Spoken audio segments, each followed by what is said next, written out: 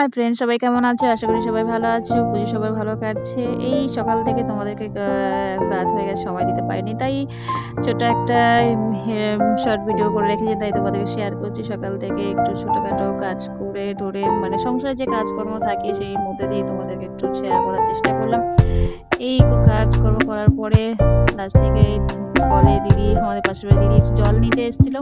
তার সাথে একটু বসে একটু কথা বলার সময় তারপরে কলের স্পিডে আমাদের বাড়িতে মানে সাবান চালানোর পর কল চালানোর পর কলের মুখটা খুলে যায়। দিদি নার্ভাস হয়ে যায়। দিদি তাড়াতাড়ি করে আমাকে ডাকে। তারপরে দিদির সাথে একটু কথা বললাম। কথা বলে তারপর দিদি বলল, দিদি বেশিক্ষণ সময় নেই আমার, আমি একটু বেরোবো মেয়েকে নিয়ে। তো দিদি বলছে ঠিক আছে, তো আমি তোকে এই জন্য রেখেছিলাম। যাই হোক, সেটা দিদি জলটা নিচ্ছে। তারপর দিদি বলল, দিদি বাই বাই, আমি মেয়েকে রেডি করে নিতে বেরোবো। তারপরে আমি দিদির সাথে কথা বলে আমি বললাম, তুমি একটু জল নাও, জল নিয়ে তুমি পরে আমি তোমার সাথে কথা বলবো, আমি মেয়েকে রেডি করে নিয়ে বেরোবো। তারপরে আমি মেয়েকে নিয়ে রেডি করে নিয়ে বেরিয়ে পড়লাম। এরপরে আমি মেয়েকে নিয়ে বেরিয়ে পড়লাম। মেয়ে বললো বেরোবো মা, একটু চলো। তো গ্রামের মানে কাছাকাছি ঘুরলাম, তারপরে মেয়েকে ক্যামেরাটা দিয়ে দিলাম। তারপরে মেয়ে ক্যামেরাটা নিয়ে এদিক ওদিক ঘোরাচ্ছে।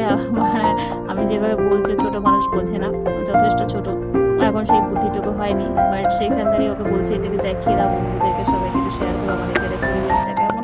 তো চেষ্টা করলো সেদিকে, আমি যেটা যেটা বলছো সেটা করছে। তারপরে ওখানে একটা মাসি ছিলেন, গরু নিয়ে উনি বসেছিলেন, ঘাস খাচ্ছিলেন গরুগুলো। তখন মাসির সাথে একটু কথা বললাম, 2 মিনিট আড্ডা মারলাম। তারপর দেখি আমার নাকের মধ্যে নাক ছাবিয়ে কি করে যে ওড়নাটা বেঁধে গেল, ছাড়াতেই পারছে। তখন মাসি বলে, মাসি একটু হেল্প করো। মেয়ে বারবার এদিক ওদিক ক্যামেরা ঘুরাচ্ছে আর মাসি বলে ক্যামেরা দিকে হাসছে। ওই দিকে মানে কি বলে একা বেকাটা করে যে যেটা পাচ্ছে সেটা বারবার ক্যামেরাটা ঘোরাচ্ছে। তো আমি যাই হোক, সেটা ছোটো মানুষ বোঝে না। তো সেখানে দাঁড়িয়ে আমি যেটুকু তোমাদেরকে পারলাম সেটুকু আমি করলাম। তো যাই হোক, সবাই ভালো থাকবেন। Bye bye, good night.